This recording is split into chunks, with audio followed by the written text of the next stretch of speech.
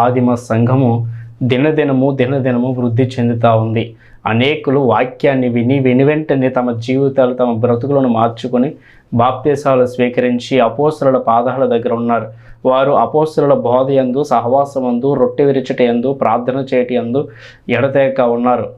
అపోస్తలులు ఏమైతే బోధిస్తూ ఉన్నారో దానిని తూచా తప్పకుండా వారు పాటించారు. కనుకనే ఆదిమ సంఘము 120 మందితో ప్రారంభమైనటువంటి ఆదిమ సంఘము 3000 మందికి గాను 5000 మందికి గాను దినదినము అనేక మందిగా సంఘాలు అనేవి ప్రస్తుతానికి విస్తరించి ఉన్నాయి.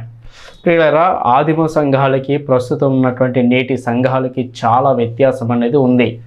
ఆదిమ సంఘంలో ఉన్నటువంటి విశ్వాసులకి, ప్రస్తుతం ఉన్నటువంటి సంఘములో విశ్వాసులుగా చెప్పుకుంటున్నటువంటి వారికి, ఆదిమ సంఘములో సేవ చేసినటువంటి సేవకులైనటువంటి వారికి, ప్రస్తుత సంఘములో సేవ చేస్తున్నటువంటి సేవకులైనటువంటి వారికి చాలా వ్యత్యాసం అయితే ఉంది.